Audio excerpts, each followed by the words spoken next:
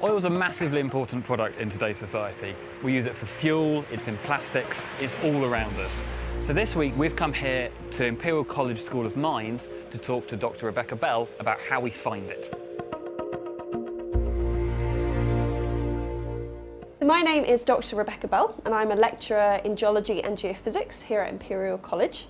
My key research interest is in the use of subsurface data, so data which lets us see what's going on under the Earth's surface, to explore both for oil and gas, but also to look for faults which might be seismically active and could cause earthquakes. So there's that, I've got a kind of industry element to my research and also a kind of seismic hazard aspect as well. So you can collect seismic data both on land and at sea. And it's maybe a bit counterintuitive, but it's actually a lot easier to collect seismic data at sea than it is on land. The reason being, on land, you have to put out all of your equipment, dig holes to put the equipment in, dig it up, move it on, dig holes again, and it's really quite laborious. Whereas at sea, we can just pull all of the equipment behind a ship behind us. So what the oil industry would typically use is something called an air gun. When we're ready to fire a shot, gates are released, the air comes out of the air gun into the water and produces a giant air bubble. That air bubble then produces a pressure wave, basically a sound wave, otherwise known as a seismic wave, which is where this method gets its name. And that sound wave then travels through the water, and the very first thing it encounters then is the seabed. So the seabed has really different properties to water. It's got different density, and the speed that sound travels through it is much different as well. So we've got differences in density, differences in velocity, and that causes the sound to get reflected. It basically echoes off the seabed, like if you were to shout in an empty room, you get an echo. Those reflections are then detected by a string of hydrophones, which are basically underwater microphones.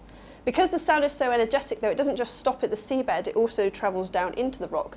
And whenever it meets rock layers of different types, which have different density and velocity, we also get a reflection and an echo, which we can detect. So depending on the time it takes for these reflections to be returned, we can start to build up a picture of what the Earth looks like in terms of that time. The idea being the longer it takes the reflection to reach the hydrophone, the deeper that particular rock layer.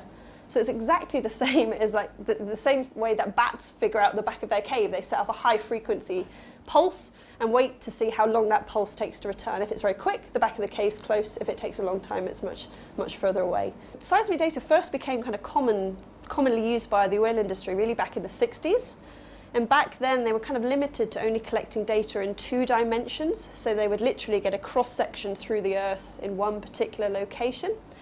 That has lots of issues though, because if you get reflections from any geological feature slightly off of that one profile, those reflections end up coming into your 2D line.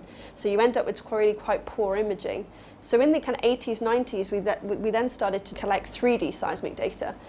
So that was a major leap forward.